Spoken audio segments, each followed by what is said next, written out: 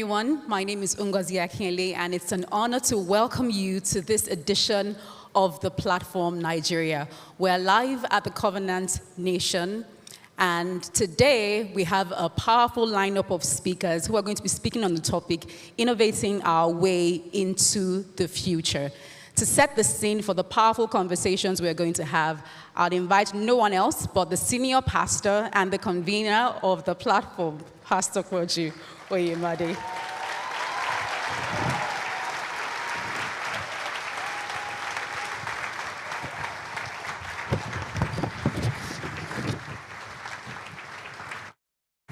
All right, thank you, everybody, thank you. All right, I want to first of all welcome you. Be seated, but welcome everybody, all right, to the platform, those watching online, those in the auditorium, and those also watching by television. This will be our 32nd platform. It started 1st of May, 2007. And we've had 2 editions every single year. The May 1st edition of platform usually addresses issues that have to do with the labor force, in other words, the marketplace. And in this particular edition, we'll be dealing with innovating our way into the future as the theme. But we are looking at entrepreneurship and intrapreneurship. And when we talk about an entrepreneur, it's a person who recognizes an opportunity, gets an idea, recognizes a valid opportunity within the marketplace to develop a product or service, and at the same time, they build an organization behind that endeavor to sell it and also to protect it legally. We'll also be looking at intrapreneurship, which will be people working within the corporate sector who are developing products and services within organizations. And I believe that within these 2 groups of people, all the wealth in the world is created by them, and opportunities for other people to work is also created by them. And we have very powerful speakers. In fact, I thank God I'm not listed to speak at all, but just to make an introduction.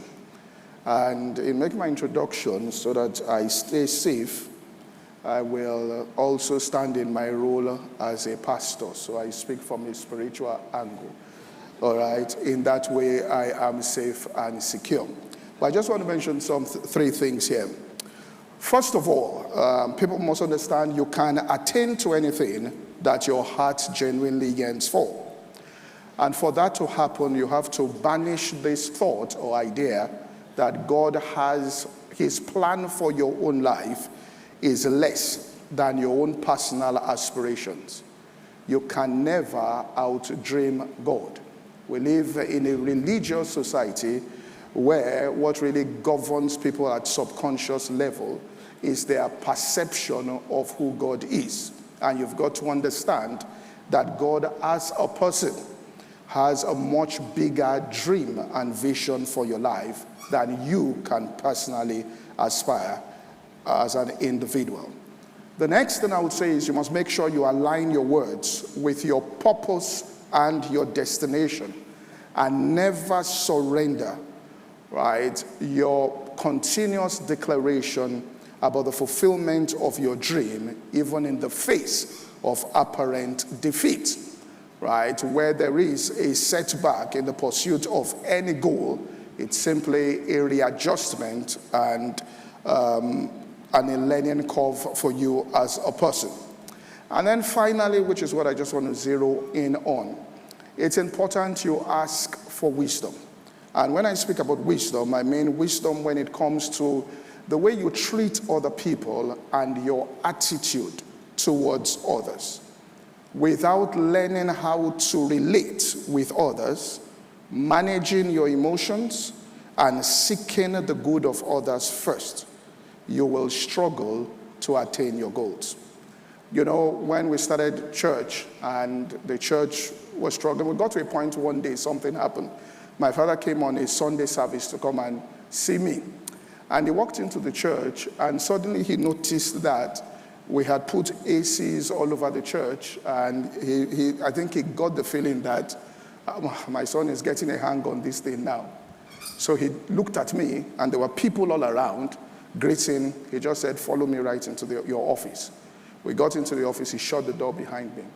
He said, "All I want to tell you is that no matter how gifted you are, there is the people factor in life. And if you don't understand that people factor, right, you can destroy everything that God is building in your life."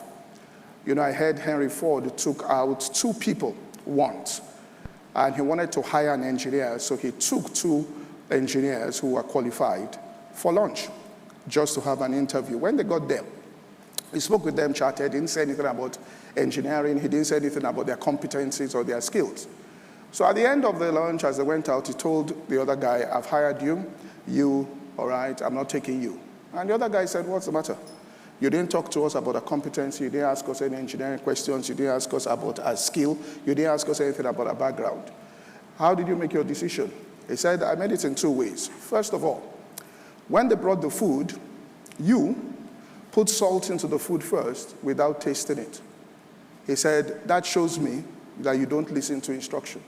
You will have acted and you don't pay attention." The other guy tasted the food first, and then he now put salt. He said the second thing was that you, that I didn't hire, treated me with respect, but you treated all the stewards there with disdain. It shows your attitude towards people. You are putting up a front for me, but your real nature when it comes to treating people is this way. And the truth about the matter is, when you treat people wrong and you persist in doing it, you will run out of luck in life. When we say run out of luck, which means run out of opportunities and doors that will be opened up for you as a person. And you'll be wondering why other people who may not be as gifted, may not even be as competent, are having certain doors opened onto them. The key is the way and manner in which you treat people. All right? I have my notes here, and I'm going to sit down to write my notes as we listen to our great I'm serious about this. I think it's the first time I've come with notes because I really want to tap into the minds of people.